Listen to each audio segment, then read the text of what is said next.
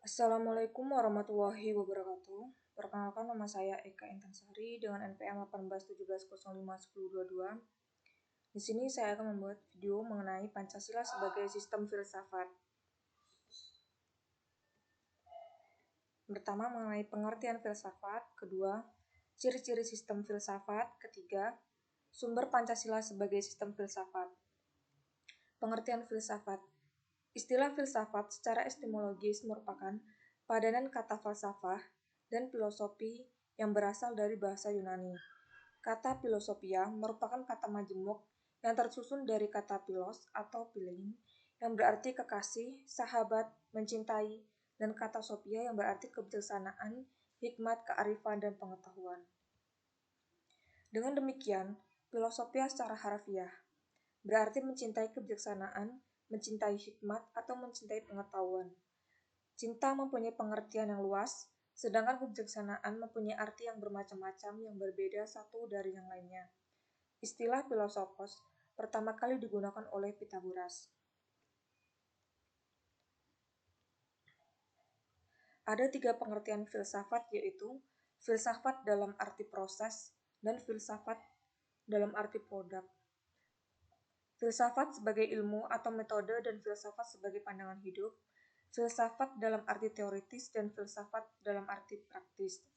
Pancasila dapat digolongkan secara filsafat dalam arti produk sebagai pandangan hidup dan dalam arti praktis. Ini berarti filsafat Pancasila mempunyai fungsi dan peranan sebagai pedoman dan pegangan dalam sikap, tingkah laku, dan perbuatan dalam kehidupan sehari-hari, dalam bermasyarakat, berbangsa, dan bernegara bagi bangsa Indonesia.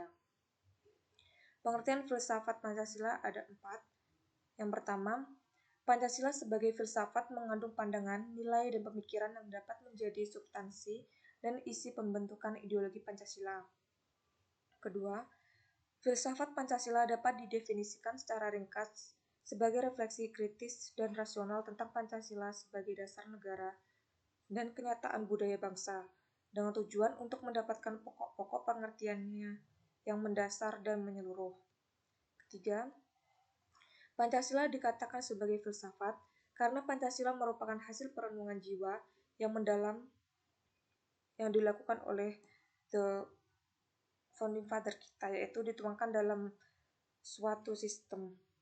Yang keempat, filsafat Pancasila memberi pengetahuan dan pengertian ilmiah, yaitu tentang hakikat dan Pancasila. Pancasila sebagai suatu sistem filsafat. Cara deduktif, yaitu dengan mencari hakikat Pancasila serta menganalisis dan menyusunnya secara sistematis menjadi ketuhanan pandangan yang komprehensif.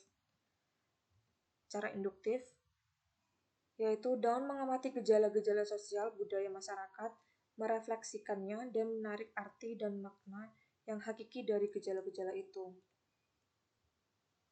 Pancasila yang terdiri atas 5 sila pada hakikatnya merupakan sistem filsafat. Yang dimaksud sistem adalah suatu kesatuan bagian-bagian yang saling berhubungan, saling bekerja sama untuk tujuan tertentu, dan secara keseluruhan merupakan suatu kesatuan yang utuh.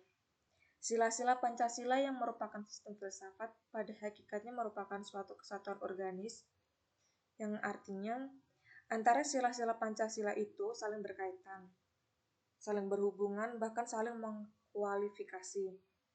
Pemikiran dasar yang terkandung dalam Pancasila yaitu pemikiran tentang manusia yang berhubungan dengan Tuhan, dengan diri sendiri, dengan sesama, dengan masyarakat, bangsa yang nilai-nilai itu dimiliki oleh bangsa Indonesia.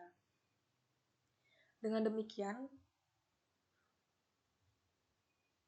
Pancasila sebagai sistem filsafat memiliki ciri khas yang berbeda dengan sistem-sistem filsafat lainnya, seperti materialisme, idealisme, rasionalisme, liberalisme, komunisme, dan sebagainya. Ciri-ciri sistem filsafat antara lain yaitu sila-sila Pancasila merupakan satu kesatuan sistem yang bulat dan utuh. Dengan kata lain, apabila tidak bulat dan utuh atau satu sila dengan sila lainnya terpisah-pisah, maka itu bukan Pancasila. Kedua, susunan Pancasila dengan suatu sistem yang bulat dan utuh itu dapat digambarkan sebagai berikut. Inti sila-sila Pancasila meliputi Tuhan, yaitu sebagai kuasa prima. Manusia, yaitu makhluk individu dan makhluk sosial. 1. Yaitu kesatuan memiliki kepribadian sendiri. Rakyat, yaitu unsur mutlak negara, harus bekerja sama dan gotong royong. Adil, yaitu memberi keadilan kepada diri sendiri dan orang lain yang menjadi haknya. Membahas Pancasila sebagai filsafat berarti mengungkapkan konsep-konsep kebenaran Pancasila yang bukan saja dituangkan pada bangsa Indonesia, melainkan juga bagi manusia pada umumnya. Wawasan filsafat meliputi bidang atau aspek penyelidikan ontologi, epistemologi, dan aksiologi. Ketiga bidang tersebut dapat dianggap mencakup kemestaan. Sumber Pancasila sebagai sistem filsafat. Yang pertama, sumber historis yang terdiri dari sila kemanusiaan yang adil dan beradab, sila ketuhanan yang Maha Esa, sila persatuan Indonesia, sila kerakyatan yang dipimpin oleh hikmat kebijaksanaan perwakilan. Yang kedua, sumber sosiologis. 1. Masyarakat awam yang memahami Pancasila sebagai sistem filsafat yang terdiri dalam agama, adat istiadat, dan budaya berbagai suku bangsa di Indonesia.